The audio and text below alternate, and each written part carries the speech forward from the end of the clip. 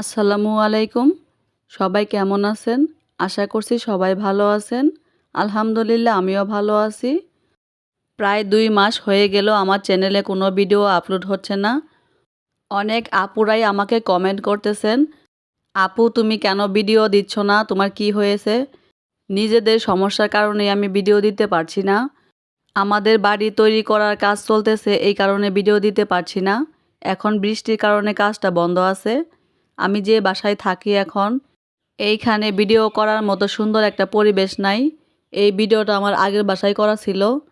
ভাবলাম এই ভিডিওটা দিয়ে সবার কমেন্টে রিপ্লাই দিয়ে দেই। তোমরা যেমন আমার ভিডিওগুলো মিস করতেছো, আমিও কিন্তু তেমনি তোমাদের ভিডিওগুলো অনেক মিস করতেছি। আসলে এমবি ভরে তো সবার ভিডিও দেখা সম্ভব না। আমি যে বাসায় আছি এখন সেইখানে ওয়াইফাই লাইনের ব্যবস্থা নেই।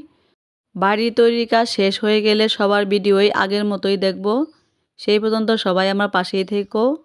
আমার চ্যানেলের অনেক সাবস্ক্রাইবারই কমে গেছে। অনেক ওয়াচ টাইমও কেটে নিচ্ছে। ভিডিও দিতে পারছি না এই কারণে।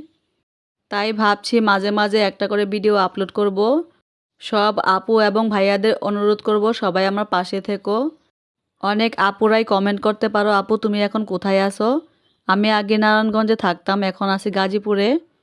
আমার শ্বশুরবাড়ি টাঙ্গাইল ডিস্ট্রিক্টে। হাজব্যান্ডের চাকরির কারণে গাজীপুরে বাসা করা হচ্ছে।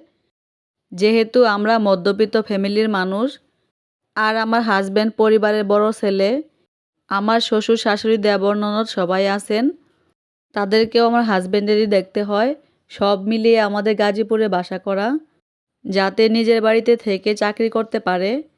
অনেক কথাই আজকে তোমাদের সাথে শেয়ার করলাম, যাতে তোমাদের মনে কোনো প্রশ্ন না থাকে। এরপরও যদি কোনো প্রশ্ন থাকে তাহলে আমাকে কমেন্টে জানাতে পারো। আমি চেষ্টা করব তোমাদের কমেন্টে রিপ্লাই দেওয়ার। আমি কিছুদিন ভিডিও না দিয়ে বুঝতে পেরেছি অনেক আপুরাই আমাকে অনেক বেশি ভালোবাসে। তোমাদেরকেও আমি অনেক বেশি ভালোবাসি। তাই আমার পরিবারে কিছু কথা তোমাদের সাথে শেয়ার করলাম। আশা করছি কোনো কথা তোমরা নেগেটিভভাবে নেবে না। আমাদের বাংলাদেশের অবস্থা এখন অনেক খারাপ, সেটা তোমরা সবাই জানো।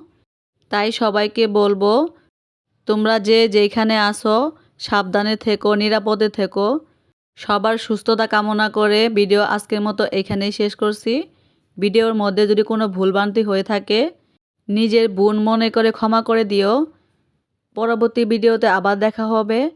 সেই পর্যন্ত সবাই ভালো থেকো। আল্লাহ হাফেজ।